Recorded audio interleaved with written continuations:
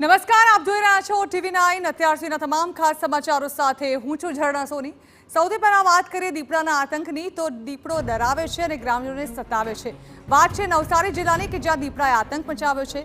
વાંસદા તાલુકાના કપડવંજ ગામમાં દીપડાએ 4 લોકો પર હુમલો કર્યો। દીપડાના હુમલામાં 4 લોકો ઇજાગ્રસ્ત થયા છે।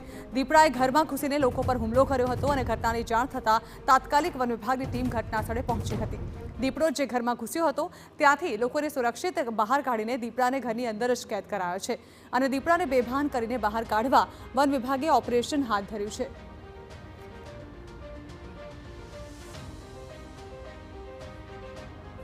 આજરોજ વાંસદા પૂર્વ રેન્જના કપડવંજ ગામે વન્યપ્રાણી દીપડા દ્વારા માનવ ઈજા પહોંચાડવાના બનાવ બનેલ છે, જેમાં વન્યપ્રાણી દીપડાને પાંજરે પૂરવાની કવાયત હાથ ધરવામાં આવેલી છે અને જે ઘરમાં ઘૂસેલ છે તે ઘરમાં એને કેદ કરી દેવામાં આવેલ છે।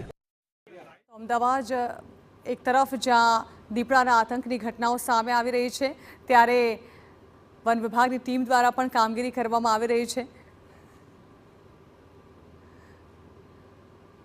માનવ વસ્તી નજીક દીપડાનો વસવાટ હવે નવસારી જિલ્લામાં જાણે એક કાયમી જે કંઈ ઘટના ઘટી હોય એ પ્રકારની સ્થિતિ નિર્માણ થઈ છે। નવસારી જિલ્લાના વાંસદા તાલુકાના કપડવંજ ગામે ઘરમાં દીપડો ઘૂસ્યાની જે કંઈક સ્થિતિ છે એમાં 4 લોકોને ઘાયલ કર્યા છે। દીપડાને રેસ્ક્યુ કરવા માટે જે કંઈક સમગ્ર વન વિભાગની ટીમ છે આ ઘટના સ્થળે આવી ચૂકી છે। આ જે પાંજરું છે, પાંજરું લાવી દેવામાં આવ્યું છે દીપડાને પાંજરે પૂરવા માટે, અને જાળી છે જે કંઈક નેટ છે એ પણ લાવી દેવામાં આવી છે। દીપડો ઘરમાં પૂરાયેલો છે અને 4 લોકો પર હુમલો કર્યો છે। સમગ્ર ગામમાં જે કંઈક ભયનું વાતાવરણ ફેલાયું છે। આજુબાજુમાં જ્યાં જો ત્યાં લોકોની જે કંઈક વસ્તી દેખાઈ રહી છે। લોકો દીપડાને જોવા માટે અને જે ઘટના ઘટી છે એને પગલે લોકોમાં જે કંઈક ગભરાટનો માહોલ છવાયો છે, પરંતુ જે રેસ્ક્યુ ઓપરેશન ચાલી રહ્યું છે ત્યાં લોકોના ટોળા દેખાઈ રહ્યા છે। સમગ્ર જે કંઈક ઘટનાક્રમ છે એમાં 4 લોકો ઘાયલ થયા છે। તમામ લોકોને કોટેજ હોસ્પિટલમાં દાખલ કરવામાં આવ્યા છે અને એમની સારવાર ચાલી રહી છે। આ જે ઘર છે એ ઘરમાં દીપડો ઘૂસ્યો છે, જે કંઈક એને રેસ્ક્યુ કરવા માટે સમગ્ર જે કંઈક વન વિભાગની ટીમ છે એ ઘટના સ્થળ પર પહોંચી ચૂકી છે અને ઘટના સ્થળ પર પહોંચીને એને રેસ્ક્યુ કરવા માટેની કામગીરી ચાલુ રહી છે। દ્રશ્યો દેખાઈ રહ્યા છે એ દીપડાને ટ્રેસ કરવા માટેની કામગીરી ચાલુ રહી છે। દીપડો અંદર ઘરમાં પૂરાયેલો છે અને એને ડાર્ટ ગનથી જે કંઈક બેહોશ કર્યા બાદ માટેની જે કંઈક કામગીરી વન વિભાગ દ્વારા હાથ ધરવામાં આવી છે। ગામના કેટલાક લોકો સાથે વાત કરીશું, જે આ જે ગામના લોકો છે આ શું ઘટના ઘટેલી આજે? 2 વાગે સાહેબ પડેલો એમ કે ઘરમાં ભરે, આ ઘરમાં ભરે જૂના ઘરમાં, આમાંથી પછી 2-3 ને ઘાયલ કર્યો, પછી આ ઘરમાં ભરાઈ ગયો, એમાંથી પછી એ બંધ કરી નાખ્યો એને।